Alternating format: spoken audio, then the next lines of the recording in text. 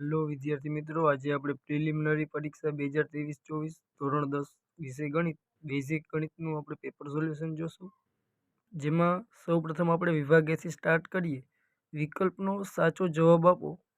જો x બરાબર 2 y બરાબર 3 એ સુરેખ સમીકરણ 5x - 3y બરાબર k નો એક ઉકેલ હોય તો k બરાબર ખાલી, જેમાં આપણે સમીકરણની અંદર x ની જગ્યાએ 2 અને y ની જગ્યાએ 3 મેકશું, એટલે કે 5(2 - 3(3) બરાબર k, એટલે કે 5 દુ 10 - 3 તેરી 9 બરાબર k, એટલે કે 10 - 9 બરાબર k, એટલે કે 1 બરાબર k, એટલે આપણો આન્સર k બરાબર શું આવ્યું?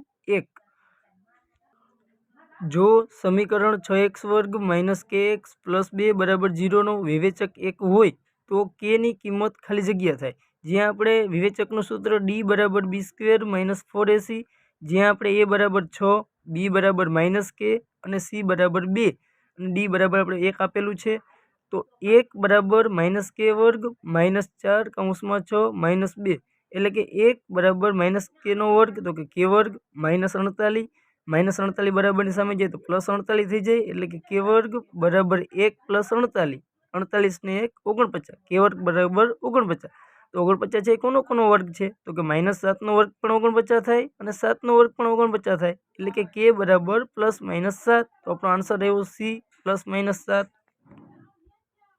વિકલ્પ નંબર 3, સમાંતર શ્રેણી -3 -1/2 2 નું 11મું પદ ખાલી જગ્યા છે, જ્યાં a બરાબર -3, d બરાબર બીજું પદ માઇનસ પ્રથમ પદ, એટલે કે -1/2 -3 બરાબર -1/2 + 3 બરાબર ને, ઓછે ઓછે વત્તા 2 તરી 6, એટલે કે -1 + 6/2, 6 માંથી 1 જાય તો 5/2, તો આપણે d મળી ગયો, એ આપેલો છે અને કેટલામું પદ? તો કે 11મું પદ શોધવાનું છે, એટલે કે n બરાબર 11। તો આપણું સૂત્ર હતું સમાંતર શ્રેણીનું n પદ શોધવાનું, કે n બરાબર a + n - 1 d, એ 11 બરાબર એની જગ્યાએ -3 પ્લસ n એટલે કે 11 -1 5/2, 11 માંથી 1 જાય તો 10, 2 × 5 = 10, પાયો પાયો 25, -3 + 25 બરાબર 22, આન્સર એવો એ 22। વિકલ્પ નંબર 4, p (-3b) માંથી y અક્ષ પર દોરેલો લંબ નો લંબપાદ m છે, m ના યામ ખાલી જગ્યા છે। તો મિત્રો આ આપણે બે રીતના દાખલો કરી શકીએ, એટલે કે જો આપણે ગ્રાફ દોરીને પણ આનું સોલ્યુશન મેળવી શકીએ, અને y અક્ષ પર p -3b છે, જો y અક્ષ પરનું બિંદુ 0y જ હોય, બરાબર ને, y અક્ષ ઉપર છે xm તો 0 જોવાનું છે, આખી y અક્ષ ઉપર આપણે xm 0 હોવાનું છે, એટલે કે y અક્ષ પરનું બિંદુ 0y હોય, અને જે p નો લંબ છે, જે p નો લંબ છે, તો આ બે છે એ જ y અક્ષ ઉપર આવવાનો છે, એટલે કે બિંદુ m 0 જ થાય। પરંતુ આપણે જો ગ્રાફની રીતના જોઈ તો x અક્ષ y અક્ષ, જેમાં 1 2 3 -1 -2 -3 1 2 3 -1 -2 -3, જે આપણે ડ્રો કરી લીધું, કેમ કે મોટી સંખ્યા -3 છે, તો આપણે -3 2 કયા ચરણમાં આવે? બીજા ચરણની અંદર, એટલે કે -3 2 -1 -2 -3, તો -3 ઉપર સુધી જશે અને 2 છે એ આડું જશે, તો આપણું p બિંદુ ક્યાં મળે? તો કે -3 2, જે m બિંદુ છે આપણું y અક્ષ ઉપર, એટલે કે m બિંદુના યામ શું થાય? 0 2। તો આપણે કોઈ પણ રીતના દાખલો છે એ સોલ્વ કરી શકીએ છીએ, એટલે આપણે આન્સર આવ્યો b 0 2। વિકલ્પ નંબર 5, sin વર્ગ 45 અંશ બરાબર ખાલી જગ્યા। તો sin 45 અંશની આપણે વેલ્યુ ખબર હોવી જોઈએ, તો કે sin 45 અંશ બરાબર 1/2। તો અહીં આપણે શું પૂછ્યું? sin વર્ગ 45 અંશ, એટલે કે sin વર્ગ 45 અંશ બરાબર 1/2 એનો વર્ગ, એટલે કે બંનેને વર્ગ લાગશે, તો કે 1 નો વર્ગ છેદમાં √2 નો વર્ગ, વર્ગ વર્ગમૂળ કેન્સલ, એટલે કે 1/2, 1 નો વર્ગ તો 1 જ થવાનો છે, એટલે કે 1/2, તો આપણો આન્સર એવો b 1/2। જો મિત્રો મોસ્ટ ઇમ્પોર્ટન્ટ દાખલો છે, આ દાખલો આવનારી વાર્ષિક પરીક્ષામાં પણ પૂછાય એવો છે। કોઈ માહિતી માટે z બરાબર 20 અને m બરાબર 30 હોય તો x બાર બરાબર ખાલી જગ્યા, તો આપણે મધ્યક, મધ્યસ્થ અને બહુલકનો જે સંબંધ દર્શાવતું સૂત્ર હતું એનો ઉપયોગ કરીને આનું સોલ્યુશન મેળવીશું, જેમાં z બરાબર 3m - 2x બાર, જ્યાં આપણે જેની વેલ્યુ આપેલી હોય તે વેલ્યુ પુટ કરી દેવાની। એટલે કે z બરાબર 20 છે અને m બરાબર 30 છે, તો 2x બાર x બાર શોધવાના છે, એટલે કે આપણે x બારને કરતા બનાવીએ તો 2x બાર બરાબર સામે આવે તો પ્લસ થઈ જાય, z બરાબર સામે જાય તો માઇનસ થઈ જાય। એટલે કે 2x બાર બરાબર 3m માઇનસ z 3 કૌંસમાં 30 માઇનસ 20, કેમ કે m ની વેલ્યુ છે 30 અને z ની વેલ્યુ છે 20, તો આપણે વેલ્યુ મૂકી દીધી બરાબર 3 કૌંસમાં 30 માઇનસ 20, 3 તેરી 9 90 માઇનસ 20, એટલે કે 2x બાર બરાબર 70, તો કે 70 ના અડધા 35, એટલે કે x બાર બરાબર 35। આન્સર આવ્યો આપણો બી 5।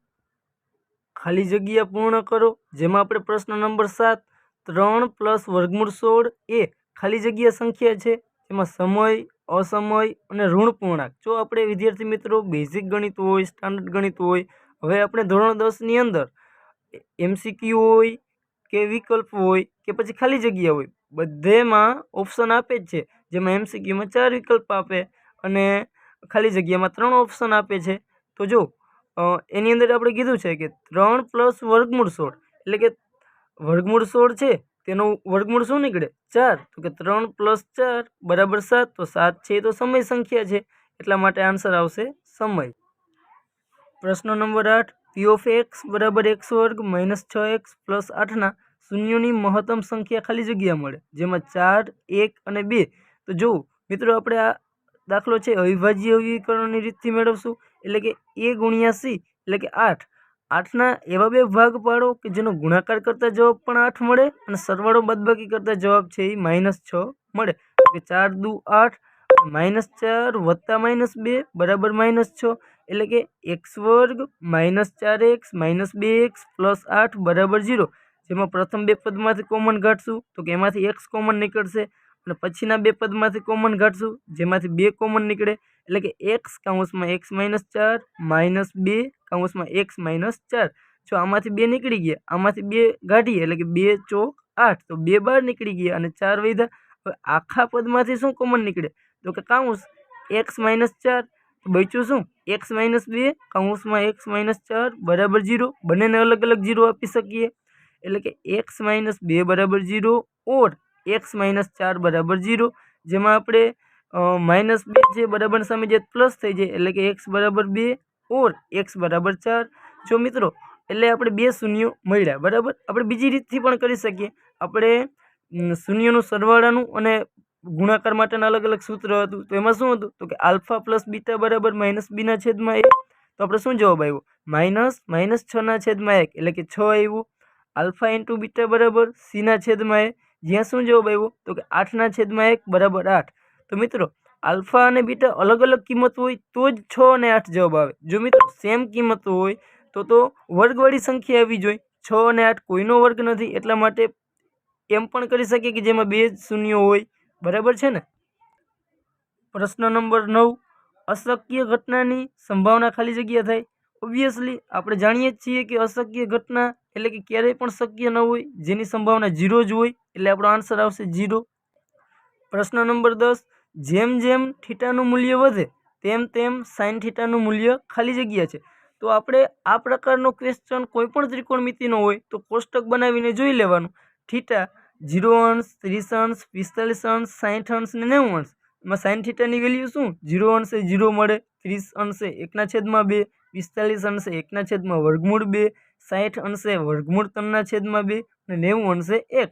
તો જો મિત્રો આપણે છે એ મૂલ્યનું શું થતું ગયું, તો કે 0 હતા, પછી 1/2 આવ્યા, પછી ફરીથી 1/2 આવ્યા, વર્ગમૂળ 3/2 આવ્યા અને અંતે 1 મળ્યા। તો મૂલ્યોમાં શું થતું ગયું, વધારો થતો ગયો। આમ થીટા વધે તેમ સાઇન થીટાનું મૂલ્ય પણ વધે, પરંતુ મિત્રો અહીંયા કોસ થીટા પૂછ્યું હોત તો ઉલટું થાત, જેમ થીટા વધે તેમ કોસ થીટાનું મૂલ્ય ઘટે। તો અહીંયા સાઇન થીટાનું પૂછ્યું હતું એટલે આપણો આન્સર આવ્યો વધે।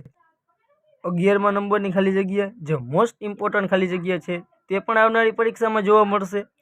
PA PB એ O કેન્દ્રિત વર્તુળને A તથા B બિંદુએ સ્પર્શે છે, જો ખૂણો AOB બરાબર 80 અંશ હોય તો ખૂણો OPB બરાબર ખાલી જગ્યા, એટલે કે AOB આખો ખૂણો છે 80 અંશ હોય તો OPB એટલે કે આ ખૂણો આપણે શોધવાનો કીધો છે।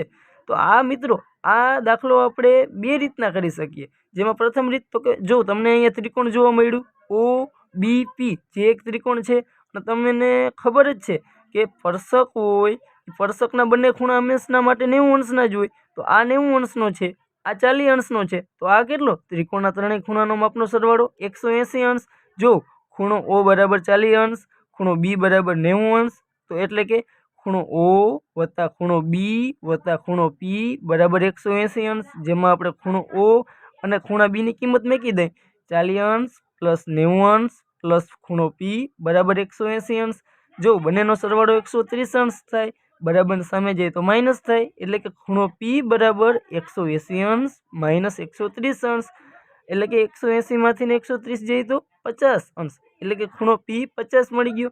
અને તમે બીજી રીતના પણ સોલ્વ કરી શકો કે ભાઈ આ બંને 90-90 ના ખૂણા હોય એટલે કે 180 અંશ, તો આ બંને ખૂણા પણ કેવા હોય એકબીજાના પૂરક હોય, આ 80 અંશ હોય તો આ કેટલો હોય આખો 100 અંશ હોય, આ 100 હોય તો આ પણ 50 અને આ પણ 50। તો જો ખૂણો AOB બરાબર 80 અંશ માટે ખૂણો APB એટલે કે ખૂણો APB બરાબર 100 અંશ, બંને અડધા અડધા હોય તો પણ ખબર પડી જાય કે આ પણ 50 અને આ પણ 50, એટલા માટે ખૂણો OPB બરાબર 50 અંશ, બરાબર છે ને।